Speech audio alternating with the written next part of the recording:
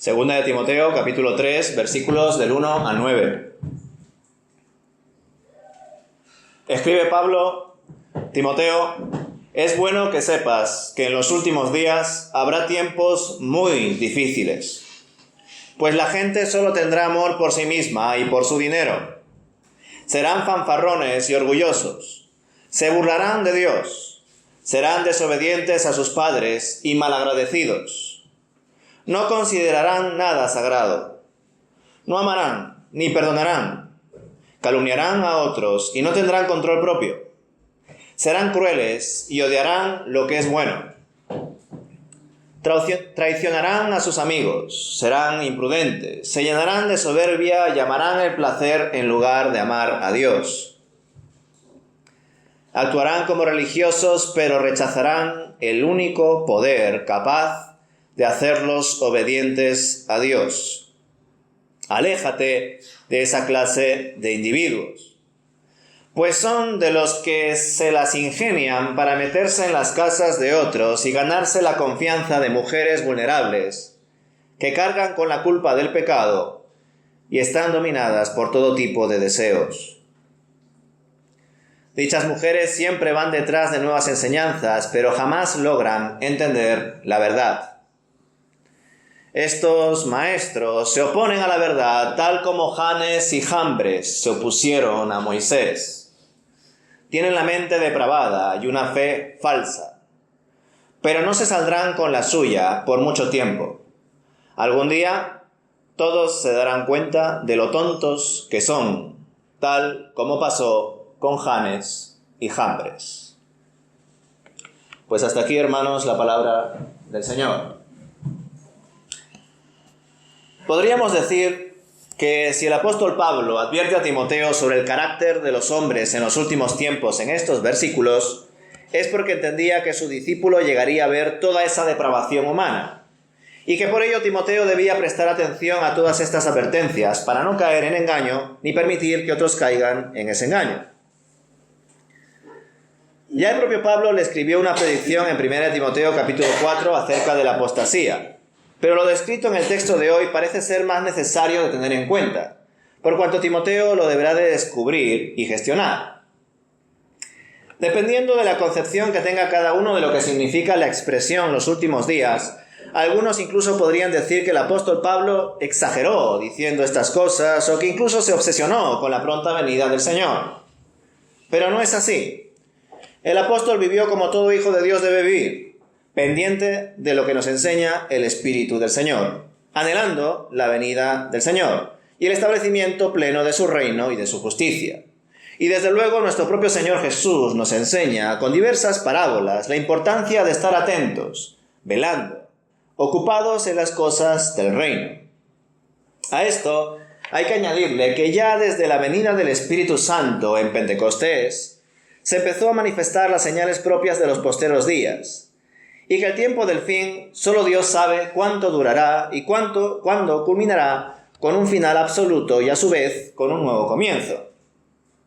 Mientras tanto, estamos ya en estos últimos tiempos y por ello Pablo advierte a Timoteo del carácter de los hombres que irá empeorando conforme pasen los años.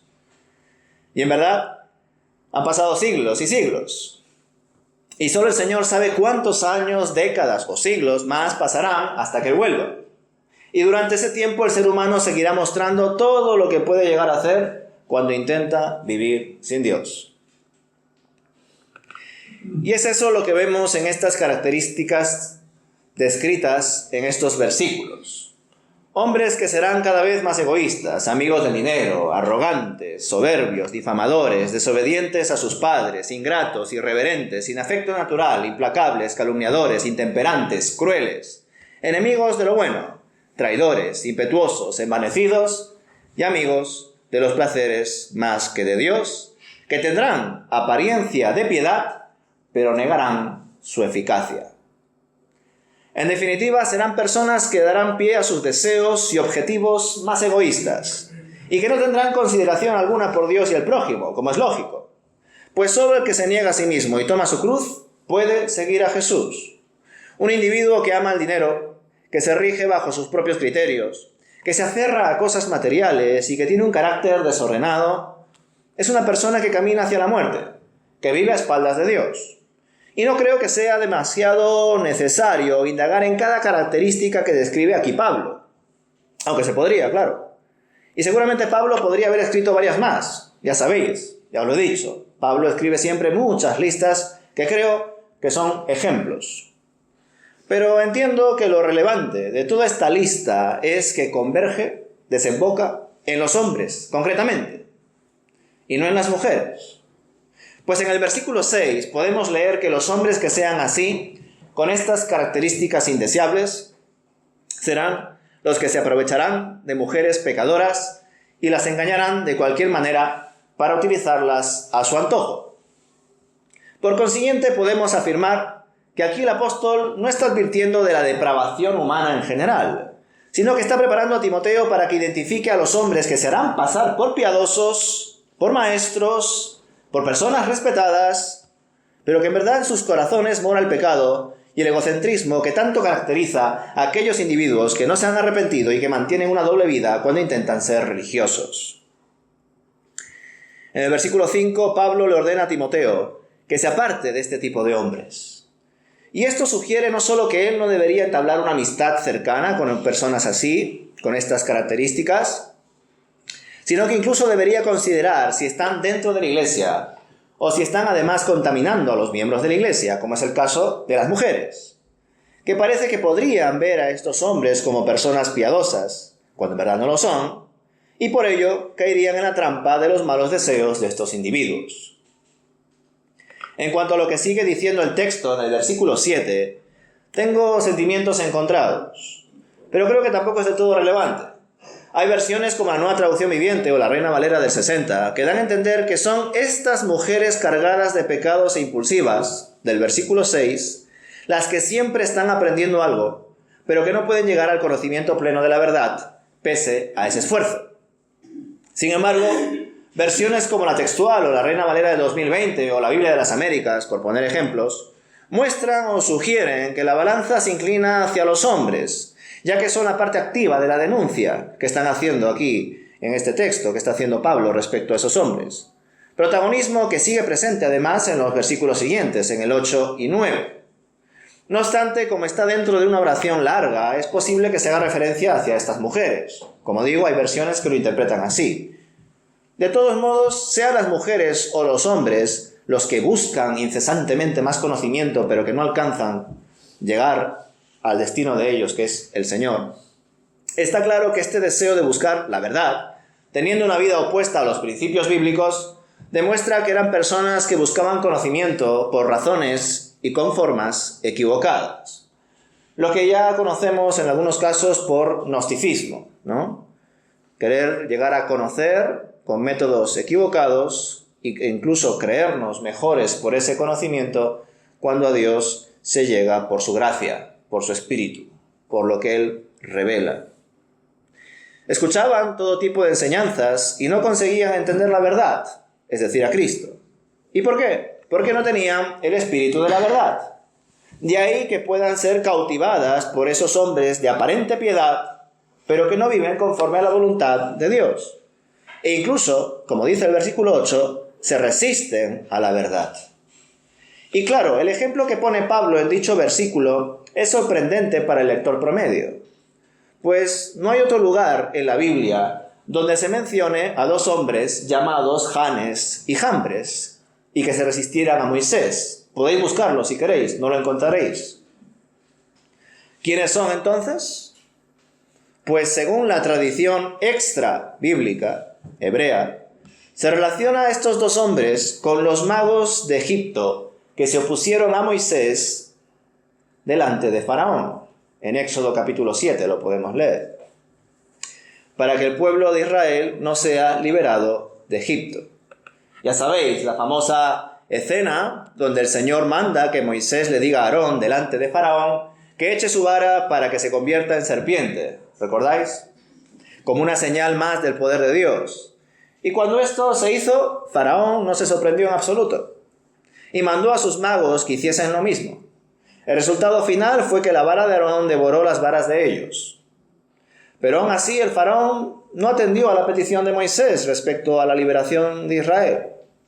Si continuamos con esta posible identificación de estos magos de Faraón con Janes y Jambres, podemos deducir que estos mismos fueron los que intentaron imitar la conversión del agua en sangre en el Nilo, y también la producción de ranas, pero luego no pudieron imitar otras señales o plagas, como podríamos leer en Éxodo capítulo 8.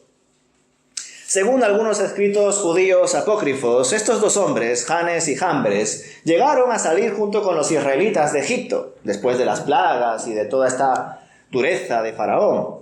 Y fueron personas que, según estos documentos, promovieron, junto con otros más, la famosa adoración al becerro de oro. ¿Recordáis? Cuando Moisés estaba recibiendo la ley, como el pueblo sin líder estaba perdido, descabezado. Pero bueno, desde luego todo esto son escritos no necesariamente verídicos, que probablemente sean meras leyendas, pero que el apóstol Pablo estaba al tanto de ellas y lo usó como referencia para mostrar cómo falsos maestros se pueden camuflar de tal manera que parezca que lo que enseñan, que lo que hacen, proviene de Dios. Por lo que leí en un comentario ilustrado de la Biblia, los nombres Janes y Jambres se pueden traducir por como el que seduce y el que es rebelde. Y tiene bastante sentido, hermanos, mencionar a estas dos personas a la hora de denunciar a falsos maestros que se hacen pasar por piadosos. Pues debemos recordar que, según la tradición, Timoteo se encontraba en la iglesia de Éfeso cuando recibe estas cartas. Y en esa ciudad, el propio apóstol Pablo, durante sus viajes misioneros, experimentó rechazo y hostilidad ante la exposición del Evangelio. Cuando vimos Hechos, concretamente el capítulo 19, comprobamos que el apóstol pudo predicar y obrar con poder, incluso realizando milagros sorprendentes. Y curiosamente, de forma paralela, se produjo una reacción opositora, un exorcismo local que buscaba imitar los milagros hechos por Pablo. ¿Recordáis esos exorcistas judíos itinerantes que en el nombre de Pablo y de ese señor llamado Jesús querían echar demonios? Pues me parece relevante que se mencione esto en este momento, ¿verdad? Ese de algún modo, pues, ejemplo, ese paralelismo entre un caso y otro. Aún así, estas acciones, esta imitación del poder de Dios, no supusieron un verdadero desafío, pues la gente continuó recibiendo el Evangelio, como podemos seguir leyendo en el capítulo 19 de Hechos. Y hasta se llegaron a destruir voluntariamente muchos libros sobre magia y conjuros. Y claro, esto nos tiene que sonar a Janes y Jambres. Y Timoteo, por tanto, con este ejemplo, ya sea una leyenda o no, debía estar preparado porque en cualquier momento podían aparecer hombres que harían cualquier cosa para aparentar ser de Dios, para aparentar ser piadosos, buenos, e incluso necesarios o imprescindibles, cuando eso no debería ser así nunca. Todo siervo de Dios, por más ungido que esté, por más usado por Dios que sea, está de paso. Es prescindible. Tiene fecha de caducidad, es efímero, no es relevante. Cristo es lo importante. Él debe ser el centro. A Él debemos ir, porque solo Él tiene palabras de vida eterna. Y resulta interesante ver el carácter de estos hombres. Manipuladores, engañadores de mujeres, y que usarán todo tipo de artimañas, hasta incluso sus ingenios y ademanes, para hacerse pasar por enviados por Dios. Y esto sucede hasta hoy en día, y sucederá hasta que el Señor vuelva. Ahora bien, no nos olvidemos que, tal y como advirtió el Señor a sus discípulos, en el futuro se levantarán falsos cristos y falsos profetas y harán grandes señales y prodigios con el fin de engañar, si fuere posible, aún a los escogidos. Es decir, el ejemplo de Janes y Jambres no solamente tiene relevancia en el contexto de Timoteo, no solamente tiene relevancia en nuestro contexto frente a supuestos líderes, pastores y maestros que se hacen pasar por hijos de Dios, por siervos de Dios y que no lo son, sino que en los últimos días, en el último momento, también se levantarán falsos cristos, falsos maestros, que como Janes y Jambres harán señales y prodigios e incluso, si es posible, engañarán a los escogidos. Pero bueno, ya indagaremos más en ello cuando leamos Apocalipsis. Mientras tanto, Quedémonos con lo sutil, con lo actual, y a su vez con lo que sugiere en primera instancia el texto. La sutileza de hacerse pasar por un siervo de Dios cuando es un siervo del diablo. La astucia de mostrarse como una oveja cuando en verdad es un lobo. Desde luego es solo Dios quien ve con absoluta nitidez lo más profundo de nuestro ser, de nuestro corazón. Él sabe ahora mismo quiénes son de su rebaño y quiénes son sus hijos y quiénes se están haciendo pasar por sus hijos con el fin de aprovecharse de su iglesia y satisfacer algún tipo de necesidad personal. Y esto ocurre también en el liderazgo, en las misiones, en la alabanza, hasta en la fundación de iglesias. Pues que algo tenga apariencia de ser bueno no significa que sea bueno. Y muchas cosas buenas se pueden hacer, pero lo importante no es hacer muchas cosas, aun cuando éstas sean buenas, sino más bien hacer la voluntad de Dios cada día. Como ya os he dicho en otras ocasiones, hay iglesias que parecen una ONG, una asociación, un club social, y como líderes no tienen a siervos de Dios que intentan predicar la palabra, sino a un personal de entretenimiento que irradia motivación, comedia, admiración y cosas de ese estilo. ¿Cuántas personas van a esos lugares solo a pasar el tiempo? A cumplir con un compromiso más puesto en la agenda, y en algunos casos admiran tanto al predicador o conferenciante o pastor de turno que desean ser como él, así, elocuente, exitoso, seguro de sí mismo, lo que cada uno perciba. Y no, hermanos, que ningún hombre ponga sus ojos en otro hombre que no sea Jesucristo hombre. Que ninguna persona se fije en otra persona o desee ser otra persona que no sea Cristo. Pues a Él debemos acudir constantemente, en Él debemos vivir permanentemente. Y otra vez, retomando la imagen de Janes y Jambres. Hay personas que piensan que por hablar de manera perspicaz y elocuente, o incluso por gritar, o usar una voz sentimental, o poner música ambiental, su predicación está más dirigida por el Espíritu de Dios. Es de bendición. Y no es así, hermanos. Como digo, hay personas que fingen manifestar el poder de Dios, pero no viene de Dios, como Janes y Jambres, como aquellos hombres que atacaron a la comunidad donde estaba Timoteo de pastor, y como hoy en día está sucediendo en tantas iglesias, y como sucederá hasta que el Señor vuelva. Muchos predicadores y pastores podrán usar todo tipo de recursos para parecer predicadores y pastores de Dios, pero no lo serán porque no están siendo usados por el Espíritu de Dios. Y no dan gloria a Dios de corazón porque no lo conocen. No pueden conocerle, porque como dice el texto, se resisten a la verdad. Y se resisten a la verdad porque no quieren vivir bajo la voluntad de Dios. Quieren vivir bajo su propia voluntad. La iglesia es su negocio. Predicar es su manera de hablar de cara al público y ganar más afiliados. No piensan en la gloria de Dios. Piensan en su propia gloria. En otras palabras, se resisten a la verdad, no viven conforme a la verdad, porque la verdad les destruiría el negocio que han construido. Sería como dejarlo todo atrás. Y no son capaces de hacer eso. No son capaces de negarse a sí mismos. Tomar sus respectivas cruces y seguir a Jesús. Porque lo único que han seguido y que siguen, y que espero que ya no sigan más adelante, son sus propios intereses. No les importa el reino de Dios y su justicia. Les interesa su propio legado y la opinión que tienen sobre sí mismos y sobre la vida. Pero como dice el versículo 9, tarde o temprano, a todos se hará evidente la insensatez de ellos. Pues Dios no puede ser burlado. A Él nada se le escapa. Y hasta incluso la existencia de falsos siervos de Dios forma parte de su plan. Así de soberano es Él. Está al control de todo. Ahora bien, oremos, hermanos, por aquellas iglesias, por aquellas personas que necesitan de Dios y se encuentran en comunidades donde casi no se halla a nadie que busque hacer su voluntad. Que ojalá esas personas puedan guardarse de aquellos falsos siervos de Dios que aparentan piedad, pero que no forman parte de la familia de la fe.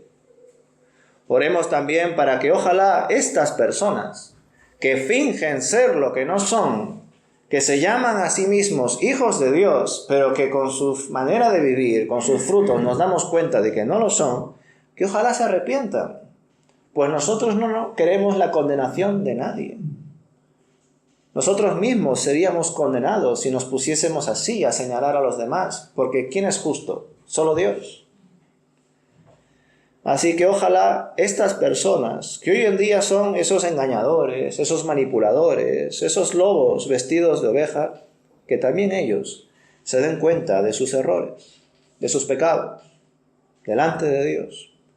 Que se den cuenta de que hoy todavía tienen la oportunidad de arrepentirse. Mañana no sabemos. El Señor puede venir en cualquier momento. Así que aquellos que estén viviendo una doble vida, aquellos que dicen una cosa y hacen otra, que ojalá puedan darse cuenta y que en conciencia delante de Dios se arrepientan y vuelvan a Él. Que comiencen de nuevo a retomar aquello que en algunos casos empezaron y en otros casos que ojalá alguno se convierta, conozca de Dios, busque de Él, le obedezca, hasta que Él vuelva o hasta que estemos en su presencia.